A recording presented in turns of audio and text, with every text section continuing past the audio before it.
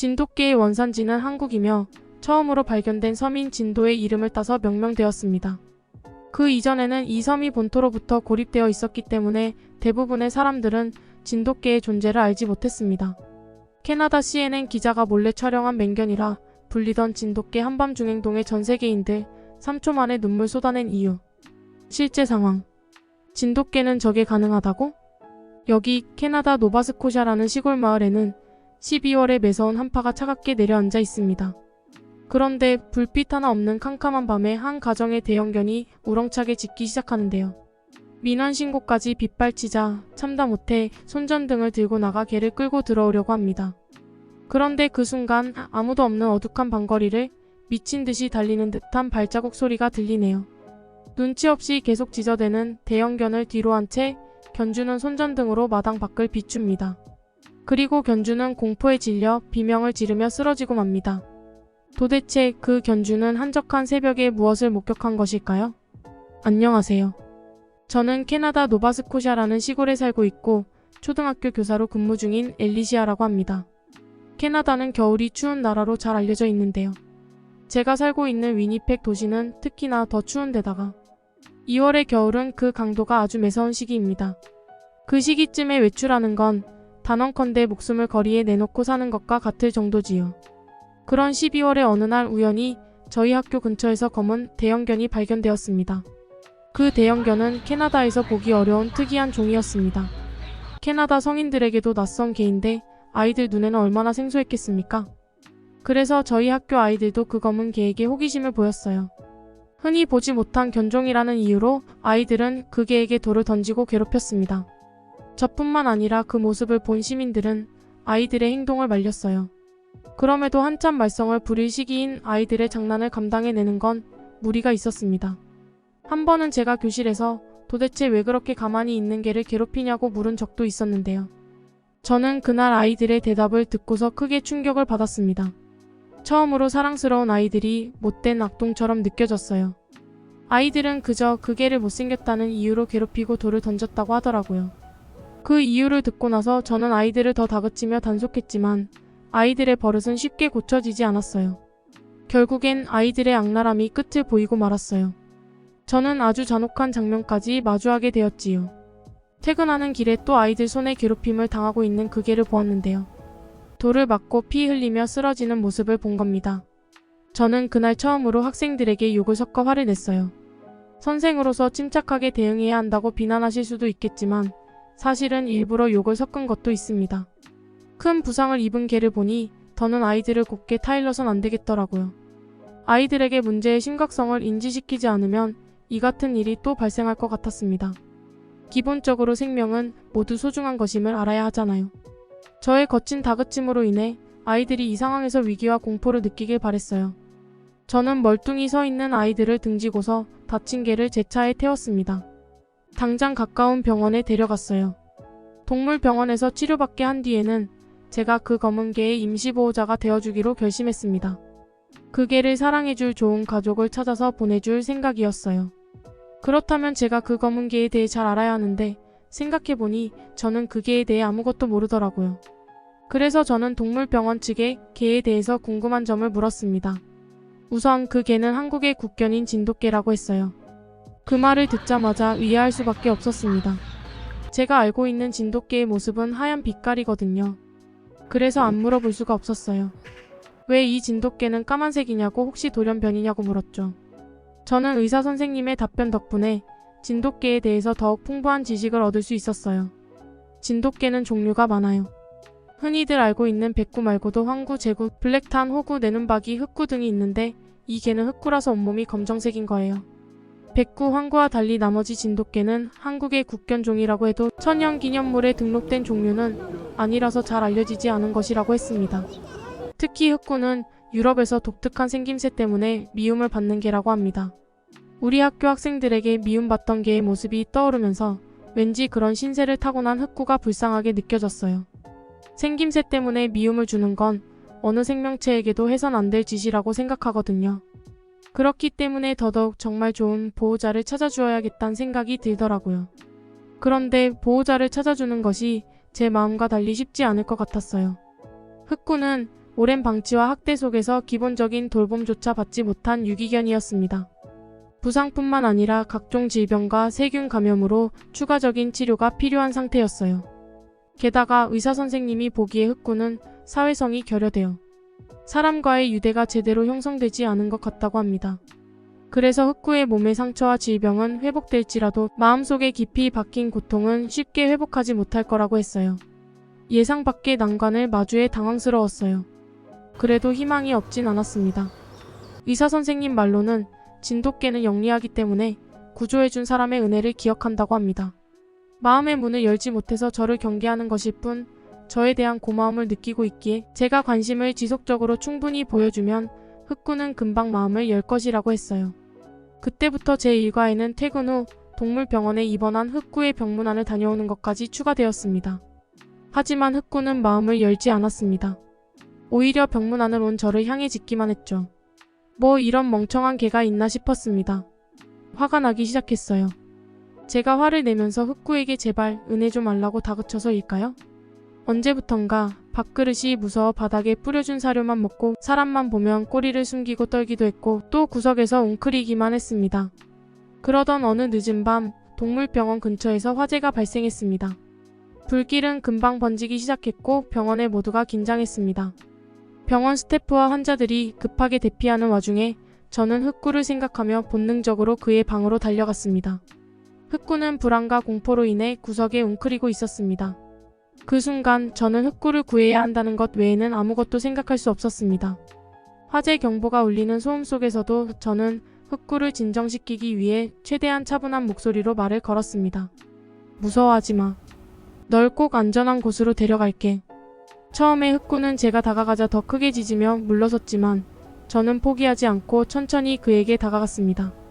제 손을 조심스레 그의 머리에 올려놓고 부드럽게 쓰다듬어 주었습니다. 결국 흑구는 제 손길에 조금씩 반응하기 시작했고 저는 그를 안아들었습니다. 그 순간부터 흑구는 더 이상 저항하지 않았습니다. 저는 불과 연기를 피해 흑구를 안고 대피 경로를 따라 빠르게 이동했습니다. 밖으로 나오자마자 신선한 공기를 깊게 들이마시며 흑구를 바닥에 내려놓았습니다. 흑구는 제게 고마운 듯한 눈빛을 보내며 조심스럽게 제 손을 알았습니다. 이 사건 이후 흑구는 저에 대한 태도가 완전히 달라졌습니다. 더 이상 저를 경계하지 않았고 제가 병원에 들어설 때마다 기쁨으로 꼬리를 흔들었습니다. 저를 받아준 흑구의 마음이 얼마나 고마웠는지 몰라요. 그렇게 저는 흑구를 데리고 집으로 향하게 되었습니다. 차를 타고 귀가하면서 흑구를 부를 이름을 생각해봤어요. 잠깐일 테지만 이왕같이 있을 거 이름을 부르면 마음이 더 잘 열릴 것 같았거든요. 그렇게 생각해낸 흑구의 이름은 조이였습니다. 앞으로 기쁜 일만 가득하라는 뜻에서 그렇게 지었어요. 확실히 제가 조이라고 이름을 불러주니까 흑구가 제 눈을 길게 쳐다봐 주더라고요. 저는 걔를 그렇게 안 좋아했는데도 희한하게 조이는 조금 다르게 느껴졌습니다. 조이가 저를 쳐다봐주는 그 눈빛이 싫지가 않더군요. 진돗개는 첫 주인에 대한 충성심이 높아서 낯선 타인에게 마음을 쉽게 열지 않는다고 했는데 첫 주인이 아닌데도 저에게 마음을 열고 따뜻하게 봐주는 조이에게 그저 감사했습니다. 한편으론 유기견을 임시 보호해보는 건 처음이라서 잘할 수 있을지 걱정스러운 마음도 있었어요. 그리고 저는 얼마 못 가서 결국 조이를 데려온 저의 오지랖을 뼈저리게 후회하게 되었습니다. 조이가 제게 마음의 문을 열었다는 건 저만의 착각이었어요. 조이는 저희 집에 적응해가면서 점점 날아다니다시피 난리법석을 부렸어요. 제가 알던 조이의 모습과 딴판으로 변해갔죠. 조이가 하는 짓이 장난인지 저를 괴롭혀서 스트레스를 풀기 위함인지 모르겠으나 그 수위가 제 입장에선 도무지 이해할 수 없을 지경이었습니다. 그날은 평범한 퇴근길이었습니다. 직장에서의 장시간 근무 후 잔뜩 지쳐서 집으로 돌아왔었죠. 문을 열고 집 안으로 들어서는 순간 제가 느낀 것은 집의 아늑함과 조용함 대신 상상도 못했던 충격과 공포였습니다. 거실 바닥, 평소와 다름없이 깨끗하고 정돈된 그 공간에는 제 몸만한 길이의 죽은 뱀이 누워 있었습니다. 제 입에서는 제어할 수 없는 비명이 터져나왔습니다. 보자마자 얼마나 소리를 질렀는지 몰라요. 그런데 조이는 뭐가 그리 신나는지 제 비명소리에 꼬리를 흔들면서 펄쩍펄쩍 뛰고 난리더라고요. 뒤늦게 정신을 부여잡고 살폈을 땐 조이가 물고 온 그 죽은 뱀이 야생뱀이 아니라는 걸 알았습니다. 누군가 키우고 있던 반려뱀으로 보였어요. 도대체 주인이 있는 뱀을 어떻게 물어다 온 건지 물어볼 수도 없어서 답답했습니다. 게다가 뱀은 이미 죽어 있으니 이 뱀이 원래 죽어 있었는지 아니면 조이 때문에 죽은 건지 알아낼 수가 없어서 더 난처했어요. 주인이 찾아온다면 빼도 박도 못하게 조이의 잘못이 돼버리게 생겼으니까요. 아니나 다를까 반려뱀을 잃은 뱀 주인이 경찰에 신고하여 결국 우리 집까지 찾아오는 사태가 벌어졌습니다. 아니나 다를까 반려뱀을 잃은 뱀 주인이 경찰에 신고하여 결국 우리 집까지 찾아오는 사태가 벌어졌습니다. 저는 개가 죽은 뱀을 물어왔다는 말도 안 되는 이유를 최대한 이해할 수 있도록 말이 되게 변명했어요. 그리곤 고개 숙여 사죄하며 돈으로 배상까지 하고 말았죠. 그날 밤엔 유독 심하게 조이를 야단쳤습니다. 그런데도 조이의 악취미는 멈추지 않았습니다. 조이는 죽은 뱀을 시작으로 3개, 쥐 등의 사체를 계속 물어왔어요. 보아하니 제가 큰 뱀 때문에 야단치니까 그 이후엔 작은 사체들만 물어오는 것 같더라고요. 쓸데없는 데서 영리한 모습을 보이니까 기가 막힐 노릇이었습니다. 저는 결국 안 되겠다 싶어 마당에다 조이의 집을 만들어주고 묶어놨어요. 물론 그렇게까지 하고 싶진 않았습니다. 그러나 조이도 저도 스트레스를 줄이고 함께 지내려면 합의점을 찾는 것이 중요했어요. 조이한텐 미안하지만 진돗개는 원래 밖에서 키우는 반려견이라고 하니 마당으로 내보내는 게 오히려 조이에게 더 좋을 것 같기도 했습니다. 물론 아주 추운 캐나다 겨울 야외에서도 잘 지낼 수 있을지는 의문이었으나 그때는 제 알바가 아니란 생각이 들었습니다. 혹시 추울까봐 조이에게 옷을 사다 입혀주었어요. 전기장판도 계집 안에 깔아주었고요. 그리고 역시 그 방법이 잘못되었다는 걸 그날 새벽에 깨닫고 말았습니다. 저는 진돗개가 이렇게 잠이 없는 동물인 줄 몰랐어요. 마당 밖으로 내보낸 첫날뿐만 아니라 그 뒤로도 밤마다 얼마나 짖어대는지. 낮에는 얌전하다가 유독 밤만 되면 수시로 짖어대는데 그 바람에 근 한 달 동안 민원 신고만 13통이나 받았습니다. 집안에서 지낼 때는 새벽에 짖는 일이 없었거든요. 근데 바깥 생활을 하기 시작하고 나서는 낮부터 제가 깨어있는 저녁까진 얌전하다가 꼭 자정이 넘어가면 짖어대길 반복했어요. 저는 훈련시킬 줄 모르기 때문에 조이를 단속할 수도 없어서 미치고 팔짝 뛸 노릇이었습니다. 그래서 어쩌지 못해 내버려뒀는데 어느 날은 경찰에게 조이를 훈련소로 보내라는 경고까지 받아버렸어요.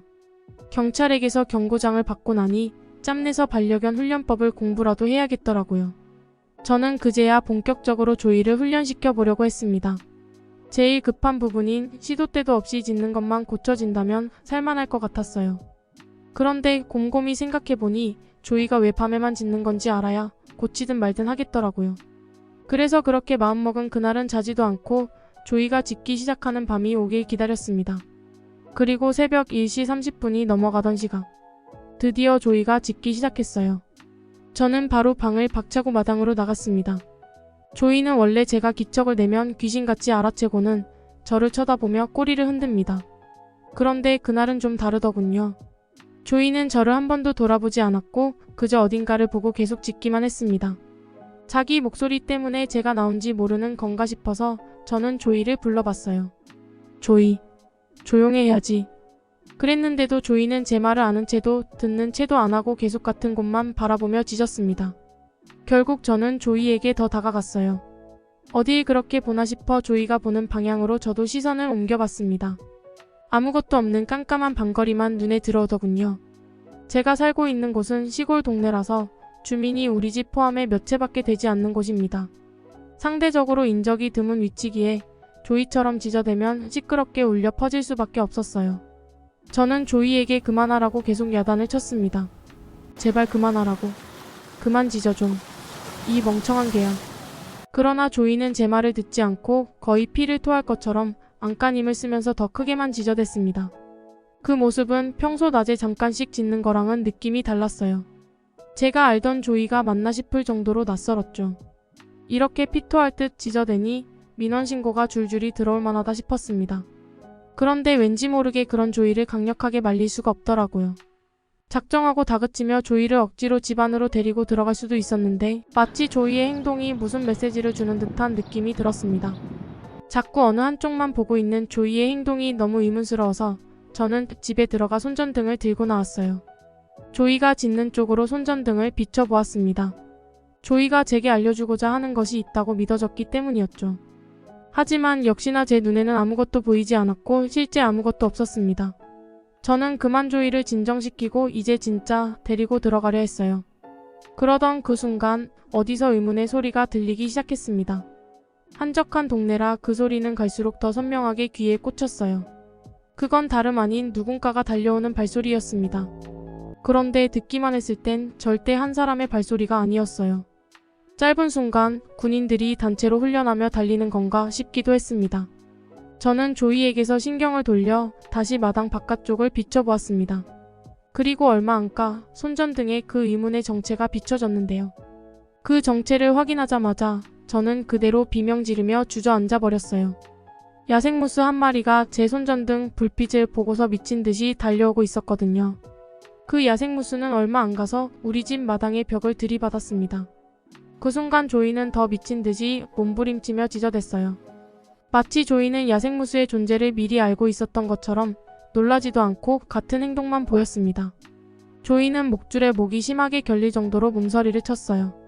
공포를 느낀 와중에도 저는 조이가 불편하고 아플까봐 헐렁하게 묶어둔 목줄부터 황급히 풀었습니다.